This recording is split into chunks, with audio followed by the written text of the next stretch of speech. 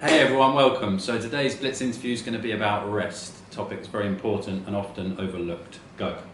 Okay, so question for you is why and how rest is important for your health and fitness? Rest is absolutely crucial because when we train, particularly heavy resistance training with weights, we're actually damaging our body, creating micro tears in the muscle fibers. So it's undergoing a lot of stress and it's not actually growing in the gym or when we train. Our body grows when it's given the chance to recover through adequate sleep, nutrition and rest. So yeah, we've got to rest to give it everything it needs to be able to bounce back even stronger and grow. Exactly. What is active recovery?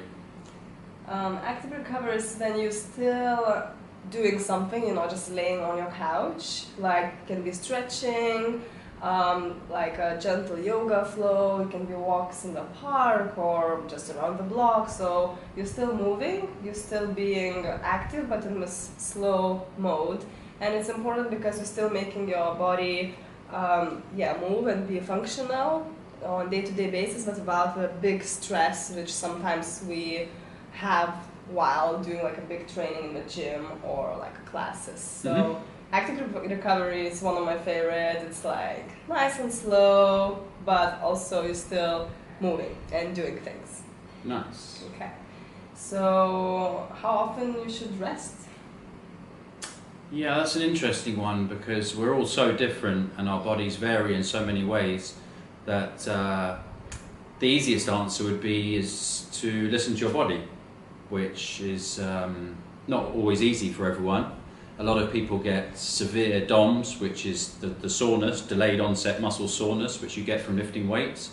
So we recommend not to train heavy if you've got those DOMS. If you're already sore, then don't train that muscle.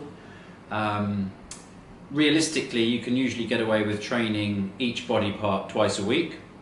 You've got to be careful with a lot of the smaller muscles like biceps because they get a lot of secondary work.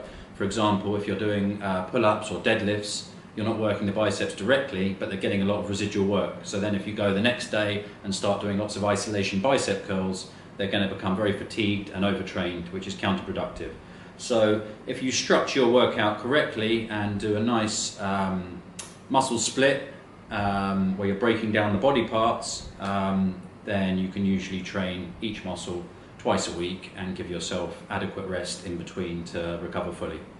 Exactly, and you can train almost every day, but if you split and you're training not the same muscle every day, you're still getting rest. So, exactly, yeah. Rather than do a full body workout every day where you're smashing the same muscle groups, then break it down into muscles. So when you're working the legs, for example, then your top half's recovering, then you can work the upper body. A nice simple split to do, we recommend for beginners, is a push-pull leg split. So it's a 3-day split. One day you're working the lower body, one day you're doing all the upper body pull exercises, which is predominantly working the back and biceps, and then on the third day you're doing all the push exercises, which would be chest, triceps, shoulders, and then by the time you finish that, the legs are recovered, so you can repeat that cycle. And then always try and have at least 1 day's rest per week where you're not lifting any weights. That can be an active recovery day, so you're still getting the blood pumping, you're still moving the body, you're still burning calories. It's not a full sedentary day where you're doing nothing, but it's a great way to not stress the central nervous system and allow the body a chance to fully recover. Yeah, and recovery is also very important because like after a day or two of resting, when we come back to the gym or class or any activity you do, sometimes we are very surprised how much we can do and how we overcome some struggles we had from before, because sometimes we hit the wall and we have some continuous struggles we always facing, like I do acrobatic yoga and some fear happens to be in my head and I can't do it, and I come after a couple days or a week of recovery from that particular exercise or activity, and all of a sudden I'm doing it just because I let my brain and my body rest and overcome those struggles. Yeah. And it's actually always surprises me how beneficial it is to rest and come back to what you are doing and how you improve. Yeah, and the same goes for any sport or activity, not just lifting weights.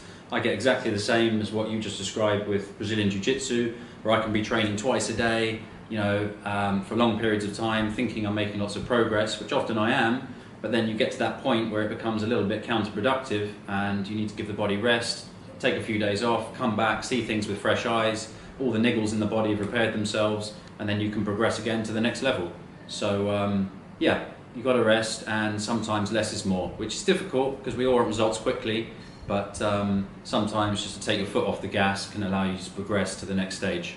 Yeah, and as you imagine from day-to-day example, for example, if we wake up in the morning after a good night's rest, we have this energy to go and conquer the world, right? So it's the same with training, like after rest, you just have more motivation and energy. If you push yourself too much and don't allow yourself to rest, you come to the gym and you just have a lack of motivation, and you just think, oh, I have to do this, and then people stop training because they don't enjoy it anymore. So basically rest helps you to enjoy the moments when you're energetic and you can go and smash your workouts.